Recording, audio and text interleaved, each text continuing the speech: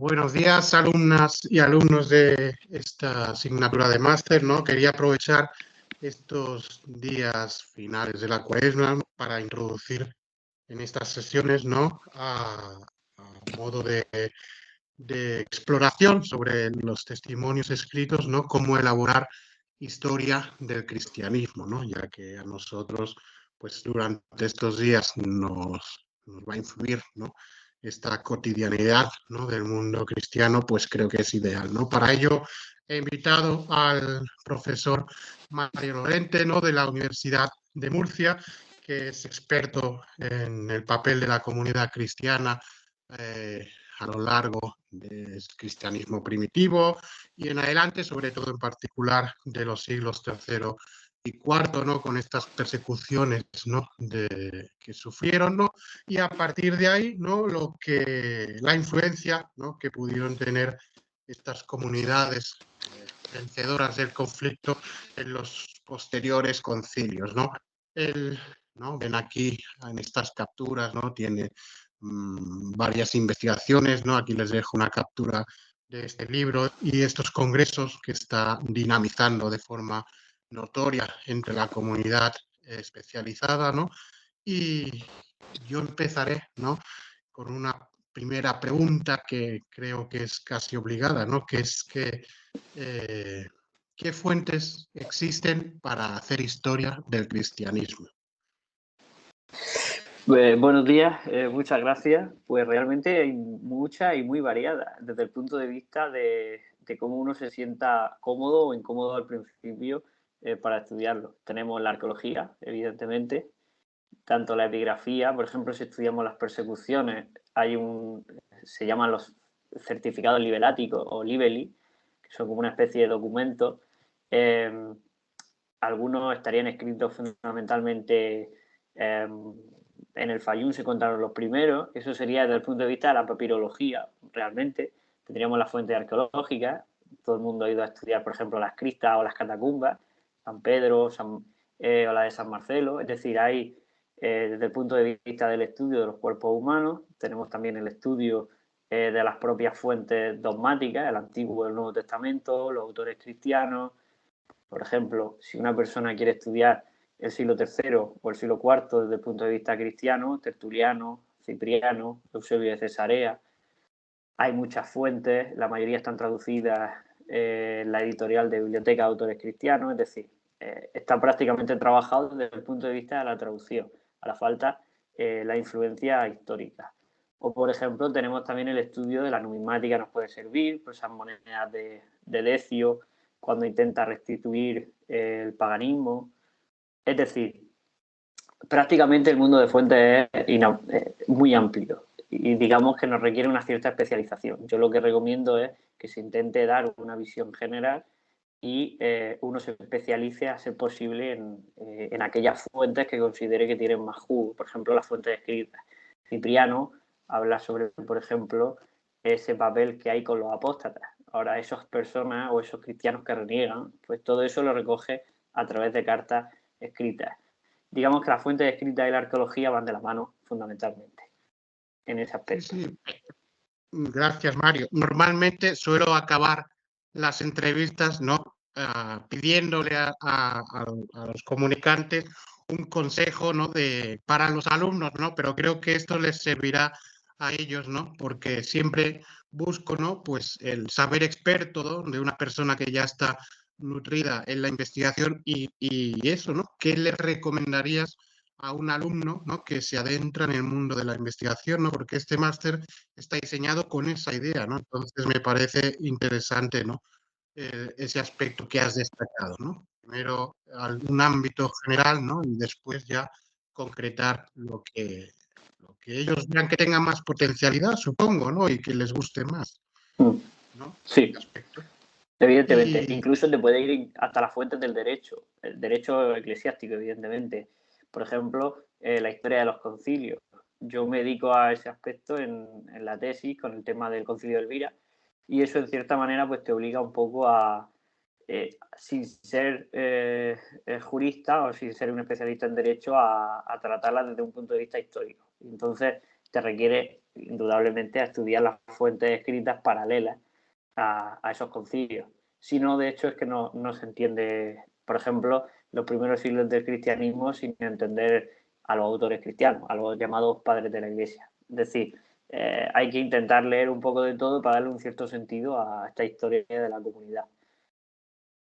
Claro, claro. Yo siempre les digo a las alumnas y alumnos que lo importante de nuestra profesión es leer, ¿no? Y acceder a esos testimonios escritos originales, ¿no? Y en ese sentido te quería preguntar, en un mundo en conflicto y en oposición como en el que tú estudias, ¿no? Hablamos de quizás estos dos bandos, ¿no? Que van a centrar esta historia de la antigüedad tardía inicial.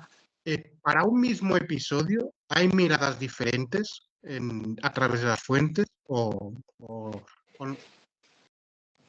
A veces sí. En la mayoría de casos, es decir, por ejemplo, siglo III, siglo IV, normalmente la mayoría son fuentes cristianas. Pero sobre todo en el siglo III sí que tenemos la vivencia de autores paganos que escriben en cierta manera. Recuerdo, por ejemplo, los conflictos de Arnovio de Sica o los conflictos que tienen entre paganos o filósofos paganos con cristianos.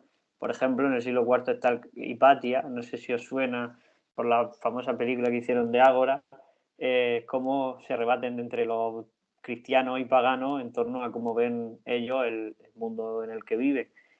En cierta manera sí que hay. Es verdad que a partir del edicto de Milán del 313, pues ya eso parece un poco incuestionable.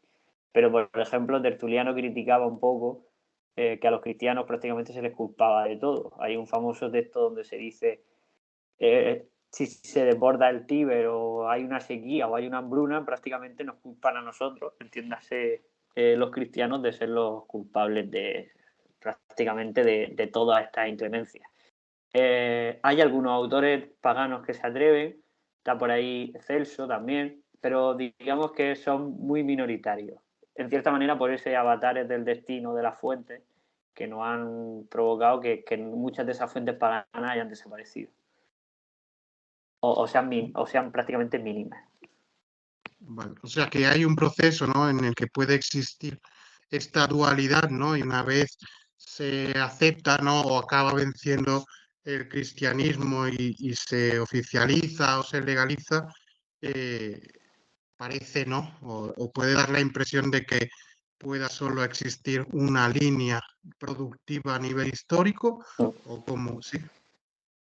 Tenemos la línea de esos críticos paganos en torno al cristianismo, muy pequeña, ya te digo, porque hay prácticamente dos fuentes, como las que he mencionado, o incluso alguna más, pero son mínimas, y la mayoría que priman son los autores cristianos, Tertuliano, Cipriano, Eusebio en el siglo IV, donde hace una historia del cristianismo prácticamente de los 4 siglos, donde intenta de alguna forma reivindicar el papel de la comunidad frente a los paganos. Reivindica, por ejemplo, eso que estamos hablando, el papel de la persecución.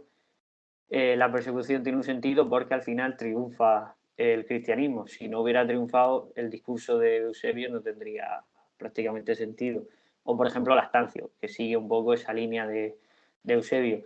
En cierta manera, esos avatares del destino y la oficialidad del cristianismo hacen que se cree un discurso oficial basado en esos primeros siglos de que evidentemente los paganos ven su visión del mundo como que los cristianos son gente que no creen, cometen delitos de alta traición, no rinden culto a los dioses paganos y entonces vienen que se los acuse, entre otras, de lesa majestad o prácticamente de estar creando una secta, ahora que estamos en este periodo, o prácticamente un grupo que va en contra de los intereses de Roma. Sí, me parece muy interesante, ¿no? Esa visión, ¿no? De algo fortuito, ¿no? En algunos aspectos. Y eso te iba a preguntar en el sentido de cómo está esta primera comunidad, ¿no? Que genera una identidad propia, ¿no? A nivel de textos, ¿no? Y ellos sesgan o hacen alguna especie, entre comillas, de damnatio memoria sobre textos anteriores o se nutren directamente y aceptan lo anterior, aunque sea pagano, como propio.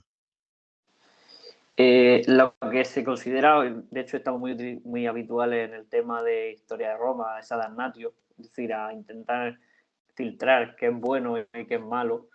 En el concilio de Nicea, por ejemplo, a partir de esa época, 325, ya se empiezan a establecer lo que consideramos como esa idea de credo actual. Es decir, cuáles son los evangelios que son importantes y cuáles los que no. Por ejemplo, en los que conocemos hoy día como grandes autores o grandes discípulos, se establecen ahí. Pero hubo otros muchos discípulos. De eso prácticamente no se habla. Por ejemplo, Felipe o... ¿Por qué? Porque prima un discurso unitario, lineal, donde Constantino, en este caso Osio, que también participa en Elvira, pues intentan llevar una línea que ya se establece en Elvira de celibato, de intentar imitar los modos de vida de Jesús, es decir, se intenta de una forma que atraiga a la gente. De hecho, en los primeros momentos tampoco hay representaciones anicónicas como la cruz, eso se crea después, a partir ya de estos periodos. Se intenta que no se representen ídolos o estatuas que se relacionan a los paganos, por ejemplo, y de hecho se critica que los propios cristianos acudan a templos paganos a sacrificar, porque se ve como un ejemplo de apostasía y sobre todo de idolatría. En cierta manera relaciona un poco con esa idea de no se puede representar a la divinidad bajo ningún concepto. Es una idea muy propia. Entonces, bueno, sí, se busca un ideario poco a poco de eh, personalidad y sobre todo diferenciación contra los judíos y contra los paganos. Interesante, ¿no? Parece que en una primera comunidad, ¿no? Pues quieren diferenciarse del turno anterior, ¿no? Y al final, con el tiempo, pues muchos aspectos han sido asumidos dentro del ritual eclesiástico, ¿no?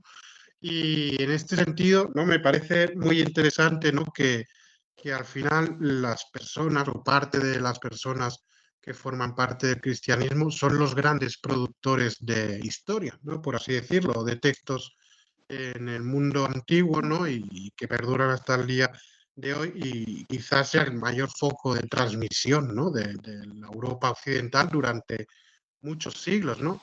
Y ya me has comentado, ¿no? Que esos aspectos, ¿no? Que pueden hacer a lo mejor de sesgo, ¿no? O que pueden incluso ser selectivos y o incluso, ¿no? Sumar nuevas voces, ¿no? Nueva información a momentos, ¿no?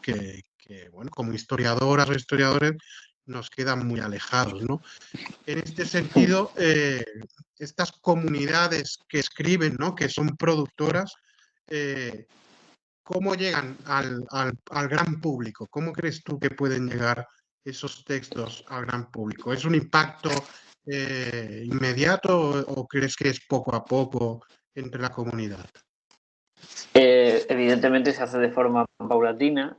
Hay mapas o, por ejemplo, incluso estudios donde se ve cómo esa influencia de los cristianos pasa del siglo I a ser pequeñas comunidades. Hay una serie que ahora está muy de moda y de verdad bastante bien hecha, que se llama The Chosen, donde se ve un poco esa idea de cómo empiezan siendo pequeños números de personas hasta que al final se convierte en una comunidad que es prácticamente incontrolable desde el punto de sentido positivo.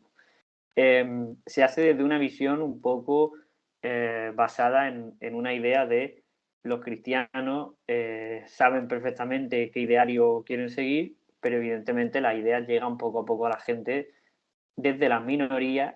Hay gente que ha dicho que se ha llevado primero fundamentalmente a través de los pobres, porque esa idea de que todo el mundo tendrá salvación, todas las personas son iguales ante los ojos de Dios, y eso diferencia mucho a un pobre de un rico, porque el rico, sobre todo el con poder, no le interesaba este tipo de discursos, porque sobre todo el emperador se consideraba diferente a la mayoría, pero cuando tú dices que todas las personas son iguales, estás de alguna forma haciendo una ideología social donde todos importan lo mismo. Y eso era algo que al Estado romano molestaba, en cierta forma. Luego se difunde ampliamente hacia las capas altas, que de alguna forma son las élites, que sirven a la mayoría para eh, difundir la fe, difundir su idea y sobre todo difundir los modos, las costumbres, cierta manera no hay nada mejor que lo utilice la élite como para que al final lo acabe asimilando la mayoría de la población. Y poco a poco ganan poder, si consideramos poder como riqueza o sustento, a través de donaciones. Son, por ejemplo, hay figuras como Cipriano que venden sus propios... era una persona rica, ya os adelanto, que perfectamente se podía dedicar a otra cosa, más que a escribir o ser obispo, y que se dedica a donar sus bienes y los entrega a los pobres, algo que no era bastante habitual en esos momentos. En cierta manera, eso es lo que prima, la idea de una vida pulcra, una vida tranquila, una vida donde se ayude a los más necesitados. Y eso, en cierta manera, es el discurso que hace que se difunda la fe de una forma mucho más rápida a, por ejemplo, otros tipos de creencias. Al final, Roma, se habla de que en el siglo III ya había una comunidad más o menos fuerte y en el siglo IV se institucionaliza.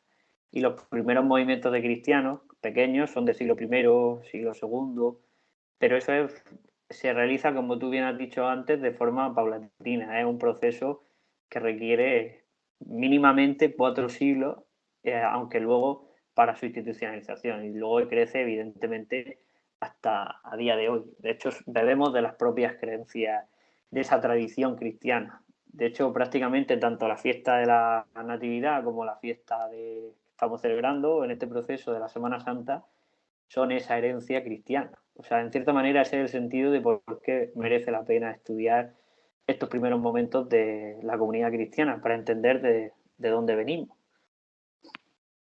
Qué bueno.